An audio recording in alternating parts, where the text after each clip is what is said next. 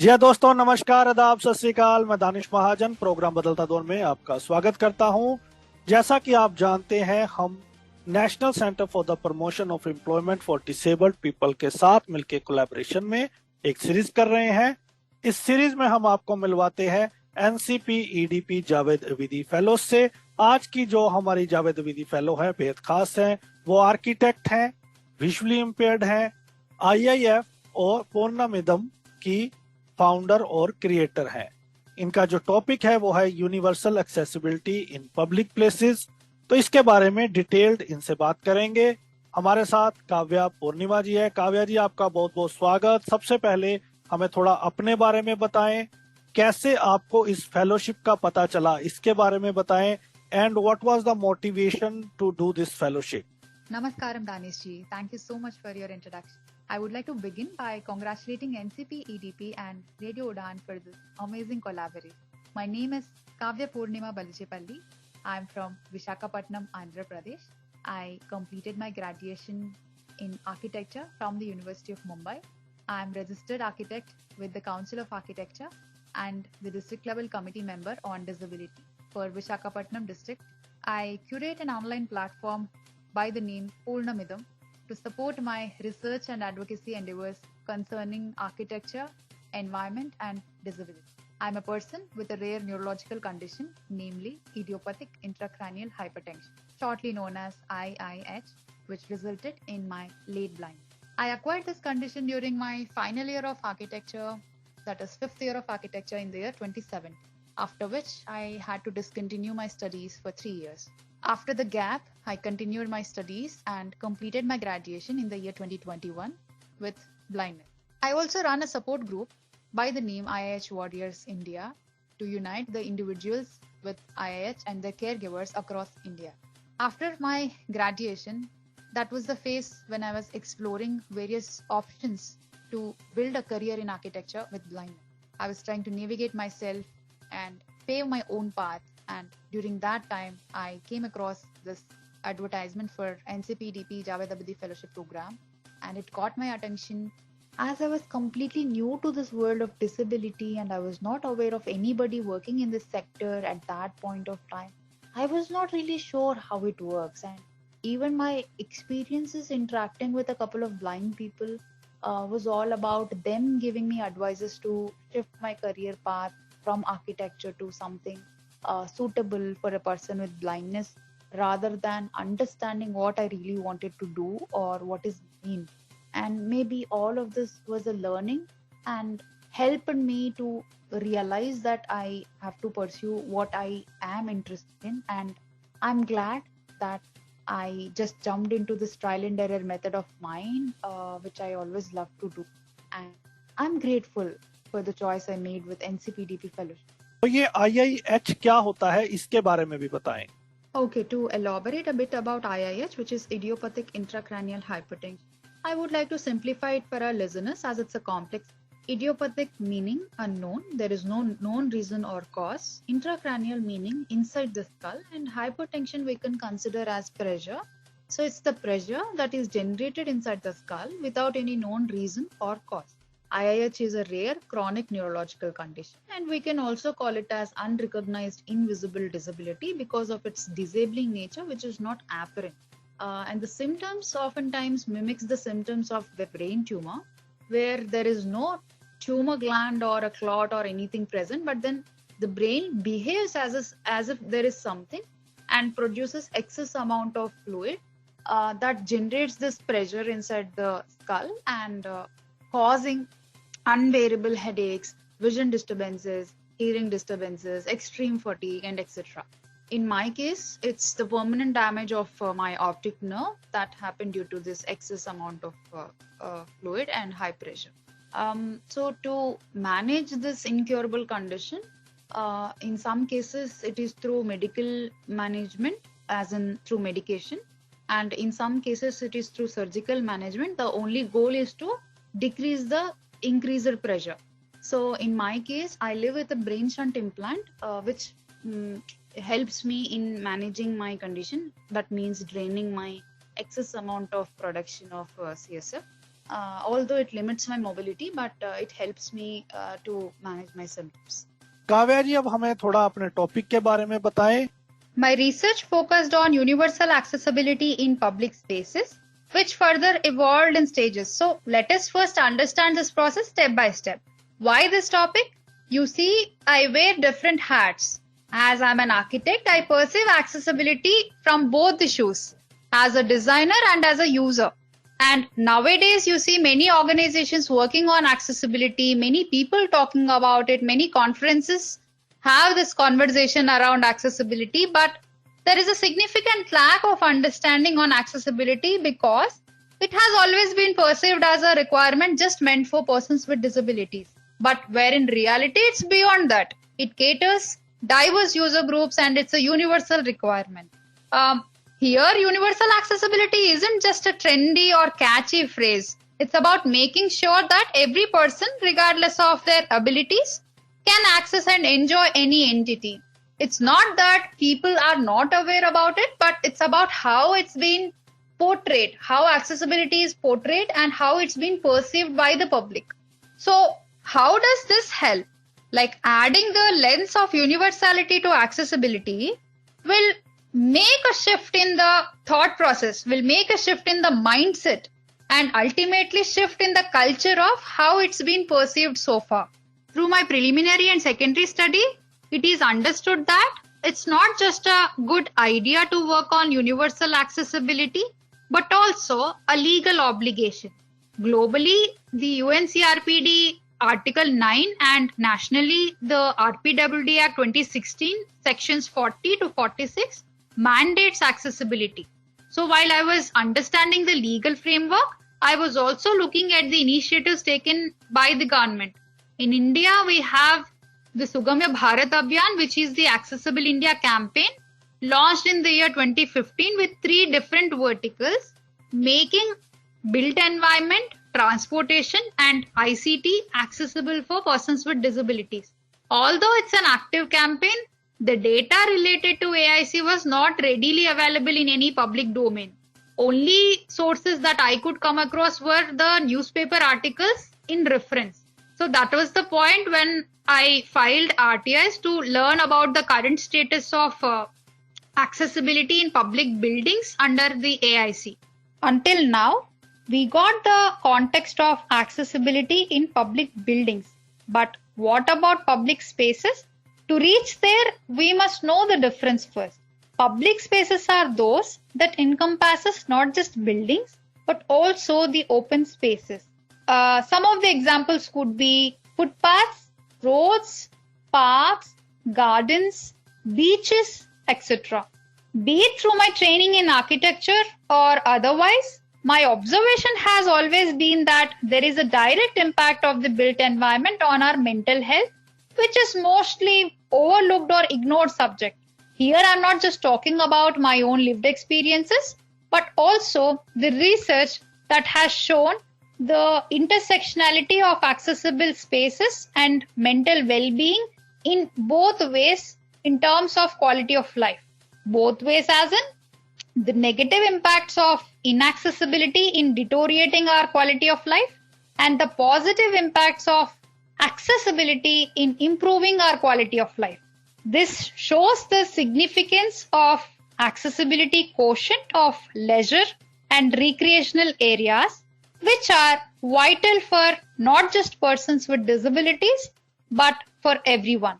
Surprisingly, this subject is rarely heard in the conferences on disability or disability related issues. So this brings us to the legal framework that is supporting. So globally, the UNCRPD Article 30 and nationally the RPWD Act 2016, sections 29 and 30 highlights the need for accessible leisure and recreational spaces. Now, let's talk about the location of intervention for my study. Why I chose Visakhapatnam. Visakhapatnam, also known as Vizag, is one of the coastal cities of Andhra Pradesh, which is having 135 kilometers of coastline. I would like to set this context for our listeners. Visakhapatnam is one among the 4 smart cities that were selected under the Smart Cities project, and one and only city that was selected under the Accessible India campaign in our state. On an average, Vizag attracts 1.8 to 2.1 crore visitors, which include nearly 1 lakh foreign visitors every year, according to a recent study. Vizag is one of the most popular health tourism destinations as well in India. So health tourism destination is a place where you will have both leisure activities and medical treatments together. So according to another study, with 45% of medical tourists that visit the Vishaka Health City Belt, we have a health city belt here. This area serves as a hub for many super specialty hospitals in Vizag. So when visitors come for the treatment, they just not only have the medical treatment but also explore various tourist destinations, like such as beaches. We have valleys, we have historical places and religious sites surrounded by the Eastern Ghats in Vizag. So it's not just for the treatment, but they also stay for longer period while exploring these options. So this is what defines the health tourism destination. So we got the context of Vizag, but to highlight my study of accessibility quotient in leisure and recreational spaces in Vizag, I chose Rishikonda Blue Flag Beach as my case study. Now, before knowing why I chose this location, let us first know what makes it different for a blue flag beach and a normal beach. Blue Flag Beach is the global recognition. It's an eco label that is being certified for any water body or like let's say beach for maintaining the high quality of standards, be it for safety, be it for cleanliness, be it for the environmental factors. It is awarded after qualifying the 33 criteria. So it has a standard already, and there is a board that is been monitoring this every year. So there is a renewal process every year. So and there is a committee, beach management committee, that maintains the beach and the facilities that are being offered for blue flag beaches. And we have 12 beaches in India. So Blue Flag India takes care of these 12 blue flag beaches, and the main body is the Blue Flag International. So simply if I say, so it's a globally recognized beach and it is already in the list of beaches. If you go to the website of Blue Flag International, Blue Flag, then you will find this Rishikonda Blue Flag Beach already there. So my approach behind selecting this location is to have this 4-level approach, like to connect with these 4 levels. If I'm doing this case study here, it shouldn't just limit to Visakhapatnam, but it can reach to Andhra Pradesh, the state level. It can reach to Blue Flag India, because we have 12 beaches in India, and it can reach to the Blue Flag International. So to connect with all these verticals, all these boards, I chose Rishikonda Blue Flag Beach as my case study. तो आपकी key findings क्या है?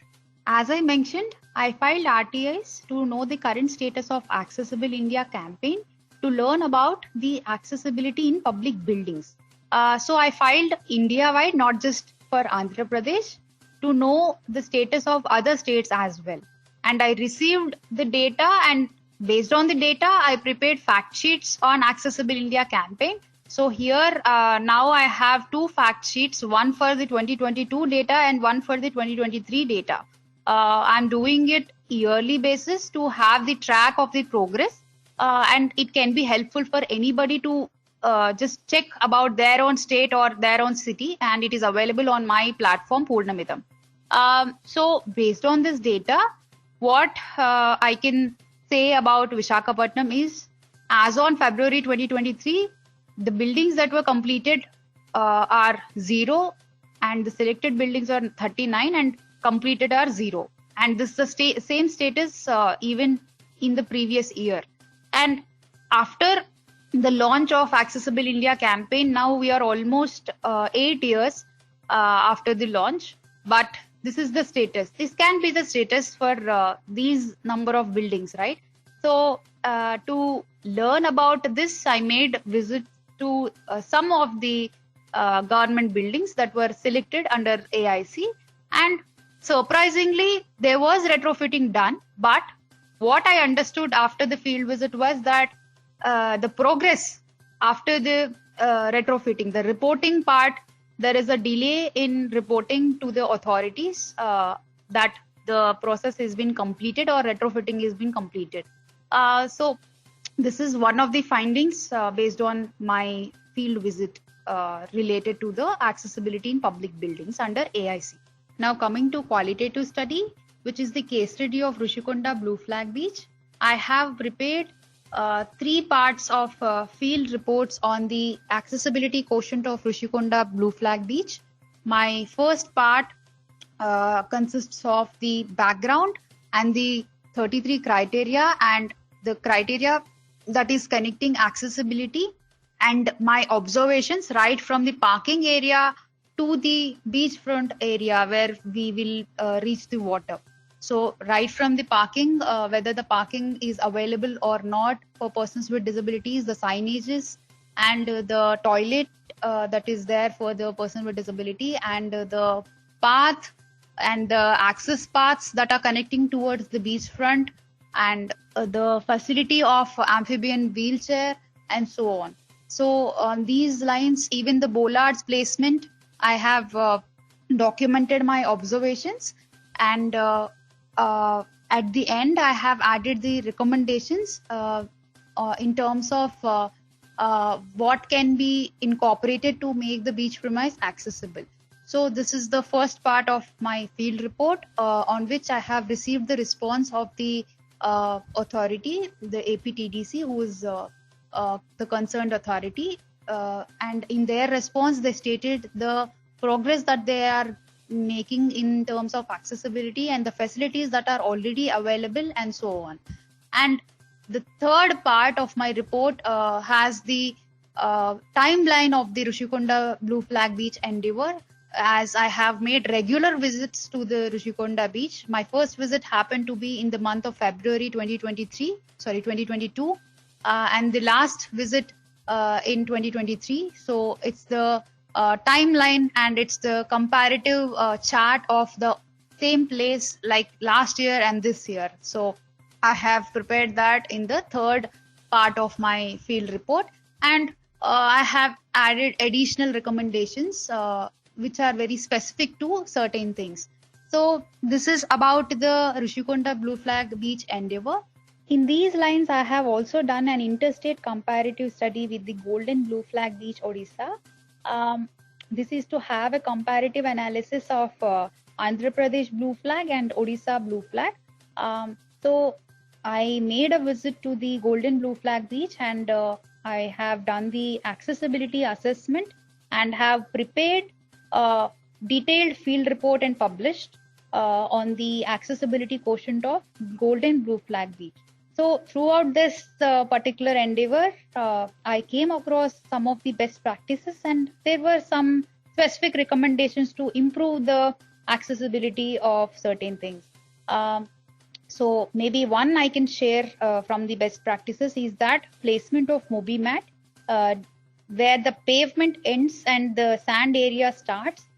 They have placed the MobiMats that is leading towards the waterfront. So this MobiMat is a universal element, not just helping a person using wheelchair, but also senior citizens, children, people having mobility limitations, or even people with blindness to have a guiding path that is reaching towards the beachfront.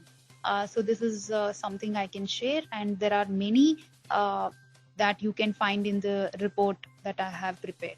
So in these lines, I have also attended an international conference with the Blue Flag International, where I happened to present both these reports and shared about my accessibility assessment and the observations and recommendations. And the response that I received from the Blue Flag International director was that the 33 criteria is getting under revision, and they would like to expand it and have a comprehensive approach towards the revision, and they would like to take my recommendations related to accessibility in that.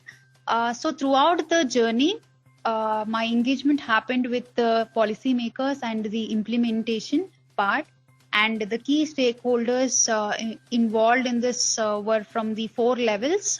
So locally, I missed on sharing about my engagement with the GVMC, the Greater Visakhapatnam Municipal Corporation, and the Andhra Pradesh Disability Welfare Department. As I'm also a part of the district level committee, I'm taking these conversations to expand the scope of accessibility in other beaches of Visakhapatnam.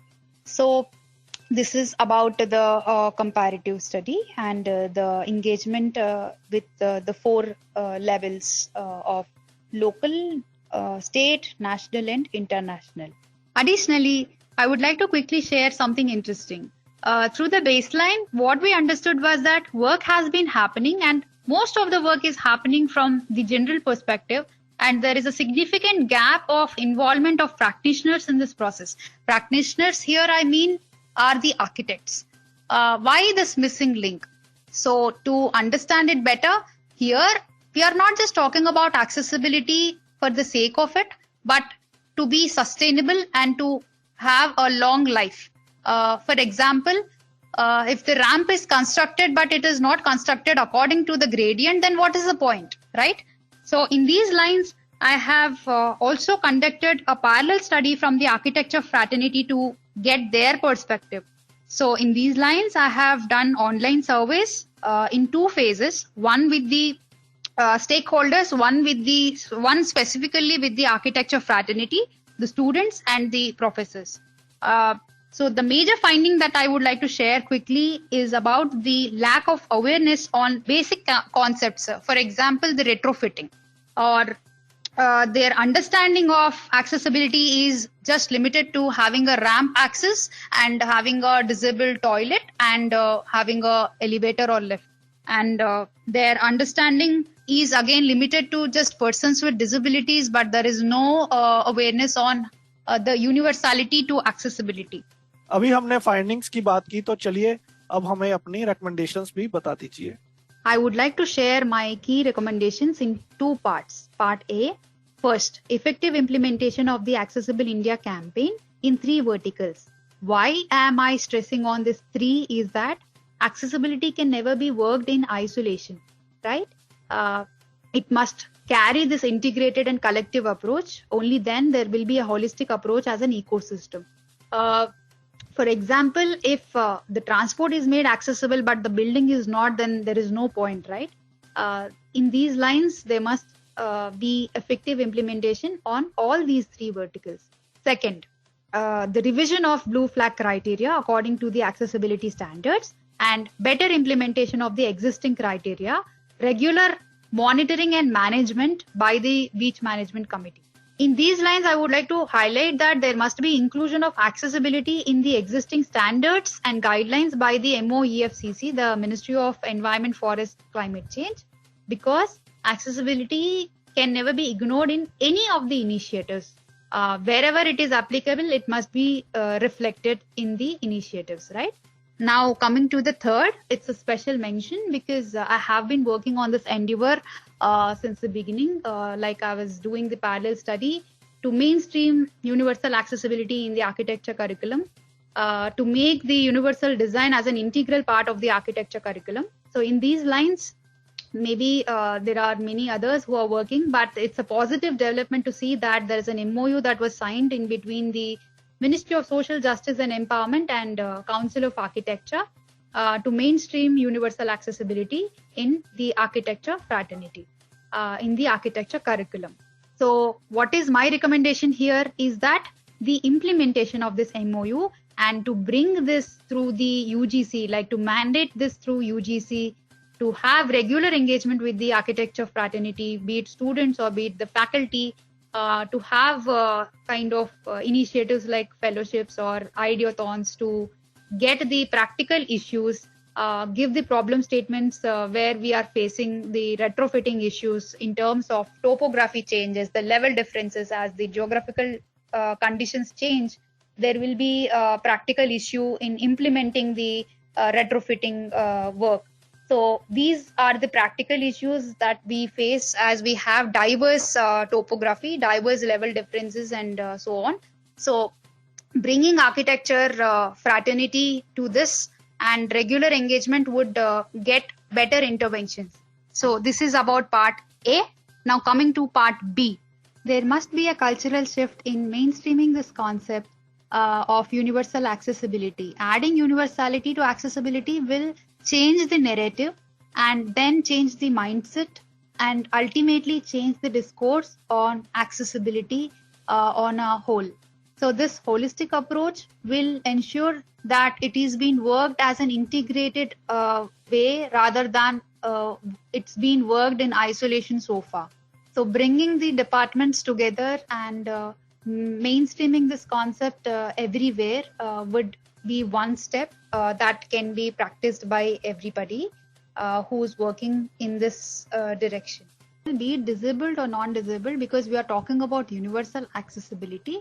If a person is having their grandmother or grandfather who is encountering these challenges, even they can become a part of this movement by installing the Sugamya Bharat app and filing a complaint with the evidences, clicking the pictures and uploading it and making a complaint on the Sugamya Bharat app.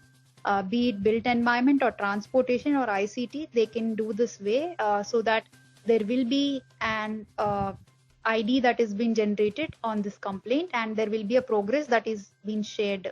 You can check the status also.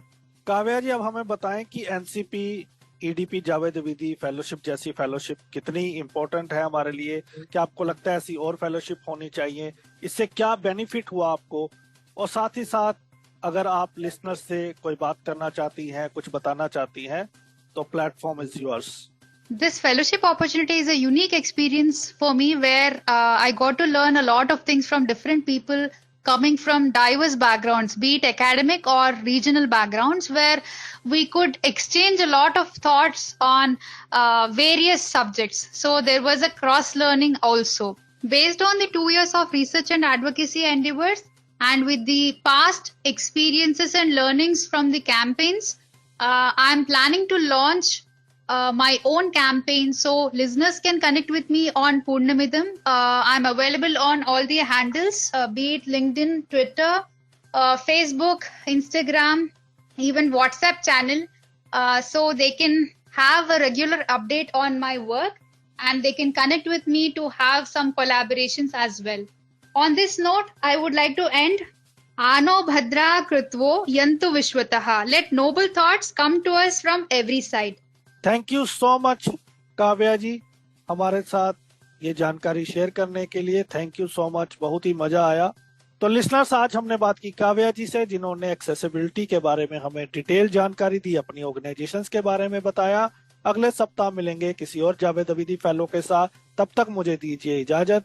नमस्कार। सुनते रहिए radio उड़ान flight of life.